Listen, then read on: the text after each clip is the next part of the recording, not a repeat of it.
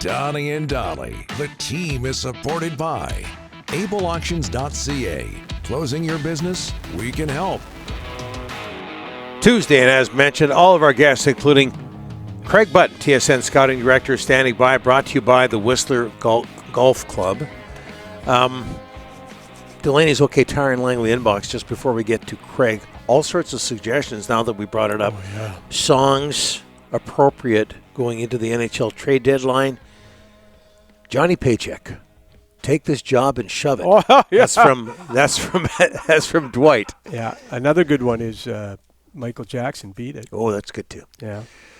Craig Button, we're not going to tell him to beat it. Oh, TSN Scouting Director joining us now. Craig, thanks for doing this, sir. How are you?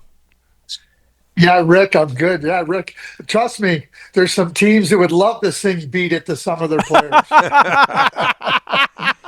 Well, absolutely. What kind of memories does the trade deadline bring up for you as a former NHL executive and somebody who's in the broadcast industry who's going to be busy this week?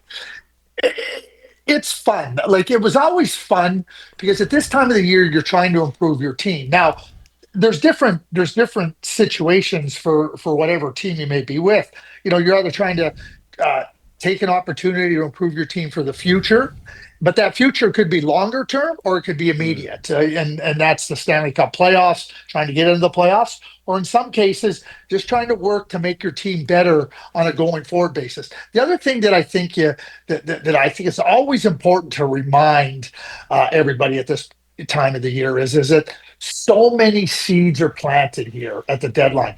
There's a lot of deals that are discussed that don't get done, but that leads in to the draft and the free agency. And with the payroll range being certain for the NHL teams, there's been a lot of discussions that aren't going to come to fruition prior to Friday, but stay tuned because I'm expecting that the off season is going to be one that you're going to see a lot of aggressive teams trying to make moves with the certainty with the payroll range. What are the Oilers getting in Trent Frederic, a deal they made today with the three-way deal? But bottom line, Trent Frederic goes from Boston to Edmonton. What are they getting in him? Yeah, and I'm just going to add in Max Jones, lowercase addition to their team.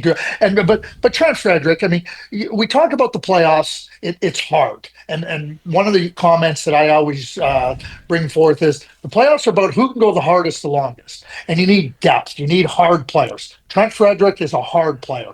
He can kill penalties. He can play in the middle of the ice. He can play on the wall, but he's no fun to play against. He plays with an aggressive mindset and with an initiative to make life uncomfortable for opponents. That's what the playoffs are about. And Max Jones, to a lesser extent, can skate. He's got that edge to him. I think this is all about the playoffs. I don't think. It is all about the playoffs for the Edmonton Oilers. They've taken an approach that says, we're going to try to build our team deeper in the forward group right now. We know that what they did in the offseason, adding Emberson, signing Klingberg during the regular season, we know that they got star power. So they're trying to get their team a little bit deeper. I think Frederic absolutely does that. And now we'll see what Max Jones can be able to do. You're not going to win if you're light in down your lineup. So the Edmonton Oilers understanding what the Florida Panthers had last year, where they fell short. This is an area they're addressing. All right, Craig, the Canucks, the deadline, what do you do? They're tied with Calgary, final wild card spot in the West. Buy or sell? What are you doing? You know, Rick, I think it's such an interesting discussion here with Vancouver, and I'll take you both back in time. You know, and then maybe I don't know if it was 8 years ago, 7 years, 6 years ago, but the idea, we got to make the playoffs, we got to make the playoffs. Jim Rutherford himself said we're not contenders, and let me be clear what that meant. It meant that not contenders for the Stanley Cup. Yeah, okay. If you feel making the playoffs is something that you got to do, go ahead. Then don't be sellers. I think the declaration by Jim Rutherford, where they find themselves today, as opposed to where they found themselves last year, I think they should be selling. I think that there's so many buyers and there's so few sellers that I think, and Brock Besser is the guy that comes right to mind, I think Carson Soucy comes to mind. When you have way more buyers than sellers, prices go up. And I think that where the Vancouver Canucks find themselves, this could be real significant opportunity. And I'm not saying give up on the season. Bring up Lekanamaki, let him punch in there, and see what you can get for Besser and Soucy. But I think, again, if you're going to fiddle with the dials and just try to get in the playoffs, or do you want to be a contender? Jim's declared they're not a contender. So this is an opportunity to move your team forward in the years to come, I think. Craig, JT Miller's got 14 points in 11 games with the Rangers. So I don't think you're surprised he's doing well in New York. Somebody told me today that he's got more points in that period of time than Elias Pettersson has shots on goal. That is accurate. That is true? Okay, yeah. So, I'm not surprised. Anybody that's a Canucks fan watched JT Miller, how he played, how hard he played, how competitive he was. And when I talked to the Rangers guys after they made the trade, they were over the moon because they felt that type of competitive tenor was what their team needed. It's also helped Mika Zibanejad because Mika Zibanejad kind of had to do all the lifting by himself. Now you got JT Miller, who's the frontline guy. It's helped Mika Zibanejad. It's helping the New York Rangers, and it's going to help them in the years to come. So not surprised at all, Rick. And certainly, it's one of those trades right now where obviously there's going to be a lot of discussion, a lot of comparisons to what JT's doing and what Elias Pettersson's doing, and that's not going to go away anytime soon. Seth Jones makes his debut for the Florida Panthers last night, close to 23 minutes, 3 shots, 1 hit, a couple of blocks. They beat Tampa Bay 2-1, significant win there. What's your scouting report on Seth Jones these days?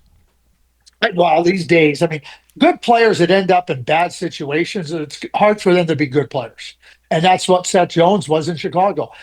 Put the salary aside, okay? Like Bob Gainey, I come from this school of thought. He said there's no such thing as bad players. There's bad contracts, certainly, and that's how sometimes you get measured. When you look at what Seth is capable of, you said 23 minutes, Donnie.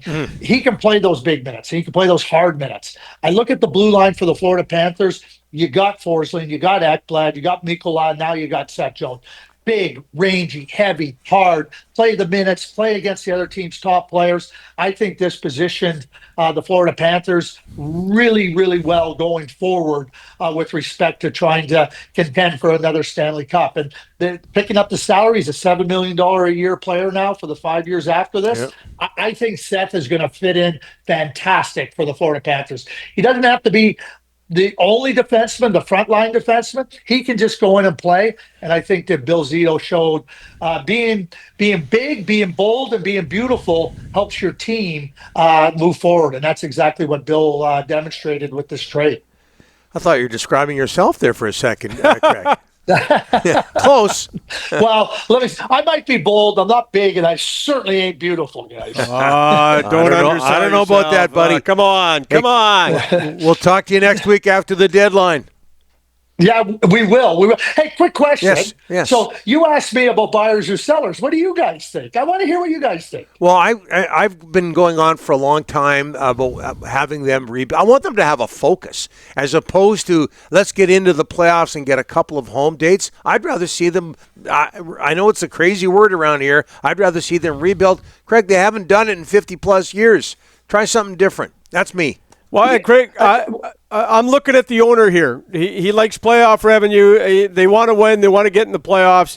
And I don't see him selling a ton here. There's already word that Pia Suter might be on the move this morning because they're nowhere in contract talks. So that would be a selling move to me, Pia Suter. But they don't want to miss the playoffs, Craig. And if they don't want to miss the playoffs, then they're not going to be huge sellers. They're going to want to try and add. They need offense. They're one of the lowest scoring teams. They love being mediocre. Yeah, well, they need offense, Craig.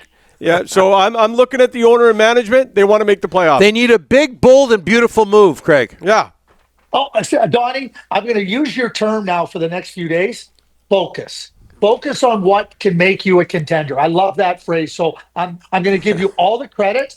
Hey, Rick, I totally agree with you about the owner and everything that goes with it. Yeah. But you know where that finds you? It finds you nowhere. Yep. There you go. Yeah, he calls the shots, though, Craig. He's the owner. You know that. I know. I know that. I've worked for owners that call the shots. I get it. Yeah, bingo. Yep. Craig, thanks for this. Next week. See you guys. Appreciate it. Have a good week.